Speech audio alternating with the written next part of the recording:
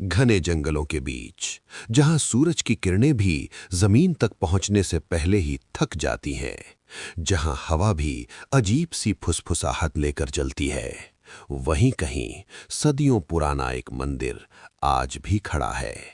लेकिन वो अब मंदिर नहीं, एक रहस्य बन चुका है। लोग उसे कहते हैं विलुप्त काली मंदिर।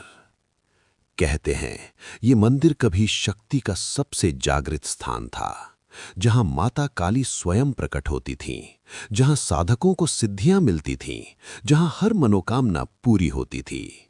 लेकिन आज वो स्थान डर का पर्याय बन चुका है। ये कहानी शुरू होती है 1780 के आसपास। उस समय भारत के इस क्षेत्र में एक छोटा सा गांव था, जिसका नाम था कृष्णपुर। एक साधारण सा गांव, जहां लोग खेती करते थे, भक्ति करते थे और सरल जीवन जीते थे। लेकिन उस गांव में एक बात बेहद खास थी। गांव के बीचों बीच बना था एक भव्य और अत्यंत शक्तिशाली मंदिर, मां काली का मंदिर। मंदिर इतना विशाल था कि दूर दूर से लोग दर्शन के लिए आते थे। लेकिन जो चीज सबसे अलग थी, वो थी वहां की ऊर्जा। लोग कहते थे, जैसे ही मंदिर में प्रवेश करो, शरीर हल्का हो जाता है, जैसे कोई अदृश्य शक्ति तुम्हें अपने अंदर खींच रही हो। मंदिर के मुख्य पुजारी थे आचार्य विभूतिनाथ, एक ऐसे साधक जिनकी आंखों में हमेशा एक अजीब सा तेज रहता था। कहते हैं उन्होंने मां काली की कठोर साधना की थी और उन्हें माता के साक्षात दर्शन हुए थे।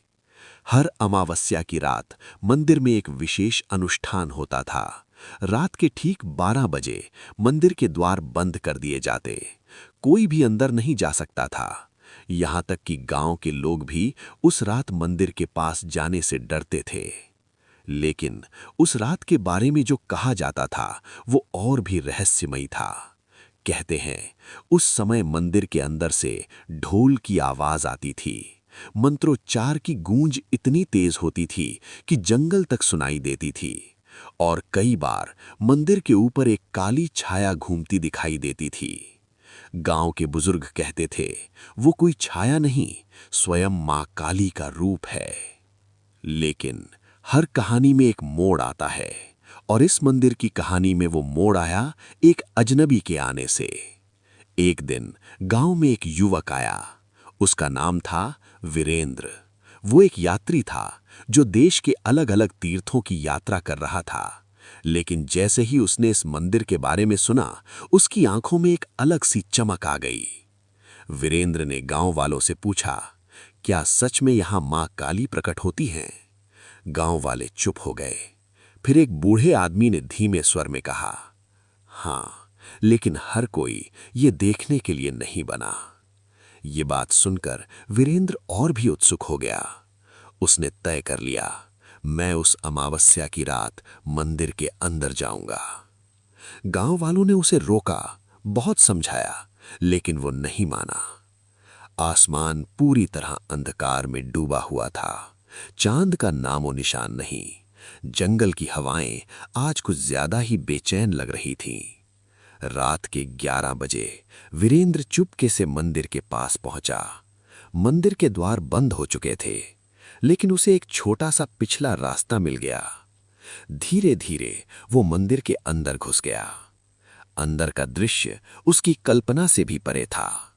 दीपक अपने आप चल रहे थे। हवा में धूप और चंदन की गंध फैली थी। और सबसे अजीब बात, मंदिर के अंदर कोई भी दिखाई नहीं दे रहा था, लेकिन आवाजें स्पष्ट सुनाई दे रही थीं। मंत्रोच्चार, घंटियों की गूंज और ढोल की धड़कन। वीरेंद्र धीरे धीरे आगे बढ़ा। उसका दिल जोर जोर से धड़क रहा था।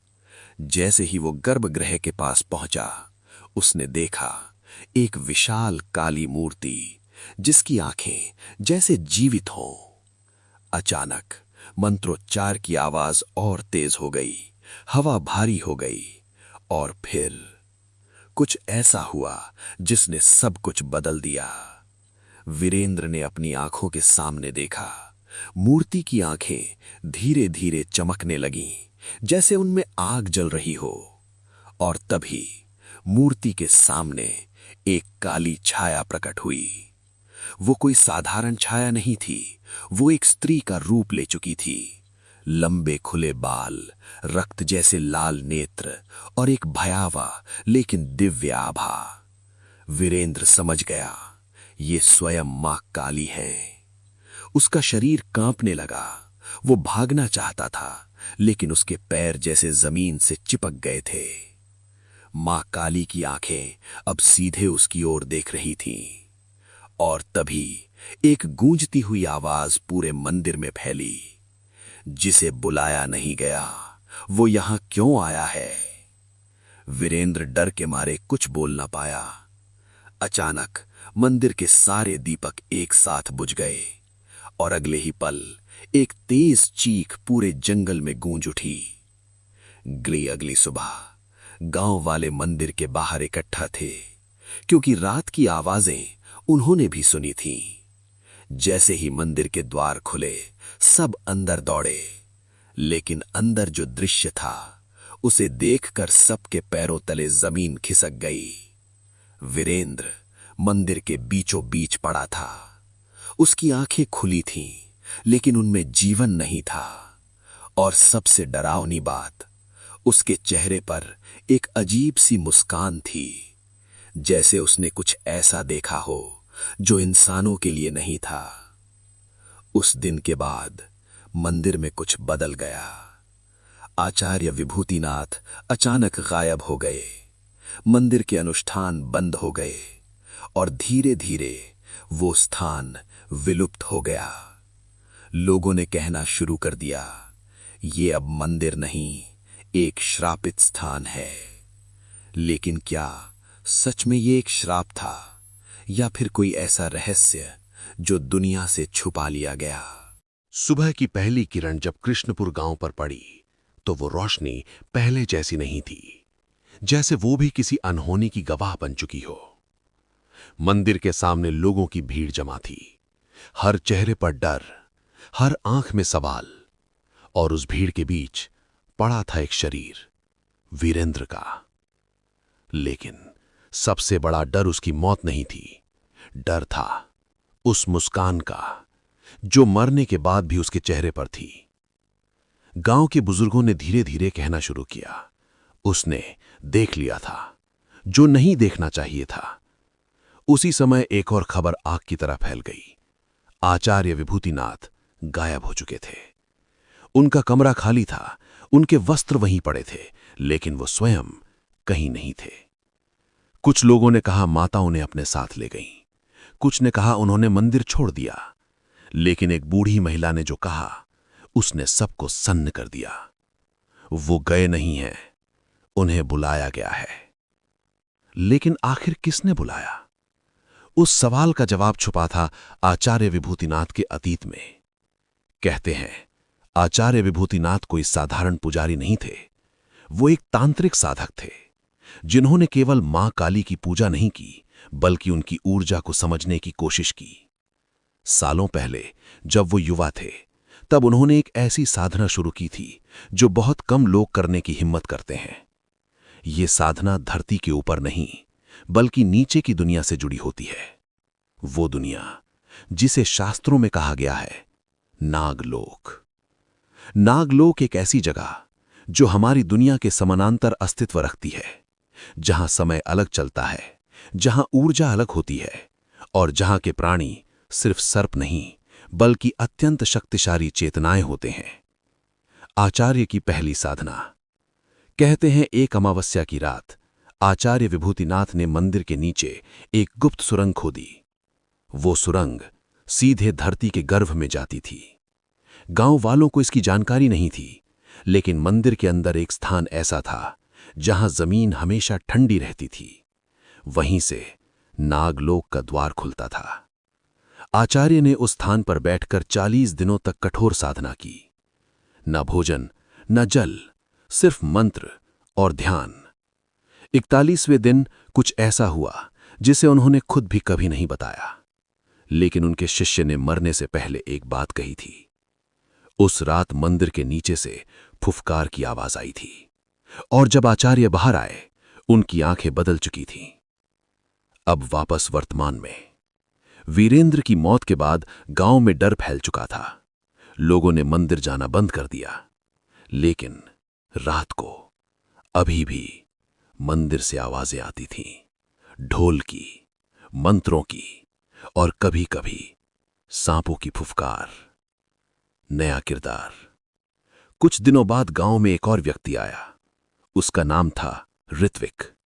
वो एक शोधकर्ता था जो प्राचीन मंदिरों और रहस्यों का अध्ययन करता था। जब उसे इस मंदिर की कहानी पता चली तो उसने तय किया, मैं इस रहस्य को उजागर करूंगा। गांव वालों ने उसे भी रोका, लेकिन वो नहीं माना। उसने मंदिर के अंदर जाने का निर्णय लिया। मंदिर के अंदर जैसे ही ऋत्विक अंदर गया, उसे तुरंत महसूस हुआ, ये जगह सामान्य नहीं है। दीवारों पर अजीब चिन्ह बने थे जो संस्कृत जैसे थे, लेकिन कुछ अलग। वो धीरे धीरे गर्भगृह की ओर बढ़ा और तभी उसने देखा मूर्ति के पीछे एक गुप्त दरवाजा। दरवाजा आधा खुला था, जैसे किसी ने उसे जल्दबाजी में छोड़ा हो। ऋत्विक ने साहस जुटाया और अंदर चला गया। गुप्त सुरंग। अंदर एक लंबी सुरंग थी, अंधेरी, ठंडी और अजीब सी गंध से भरी हुई, जैसे वो जगह सदियों से जीवित हो। जैसे जैसे वो नीचे जाता गया, हवा भारी होती गई और फिर उसे दिखा जमीन पर सर्पों के निशान। लेकिन वो साधारण निशान नहीं थे, वे चमक रहे थे, जैसे उनमें ऊर्जा बह रही हो। सच्चाई का सामना। सुरंग के अंत में एक विशाल कक्ष था और उस कक्ष के बीच बैठे थे आचार्य विभूतिनाथ। लेकिन वो पहले जैसे नहीं थे। उनकी त्वचा हल्की नीली हो चुकी थी, उनकी आंखें पूरी तरह काली और उनके चारों ओर सैकड़ों सर्प। ऋत्विक डर गया, लेकिन वो भागा नहीं। आचार्य ने धीरे धीरे अपनी आंखें खोली और कहा, तुम देर से आए हो।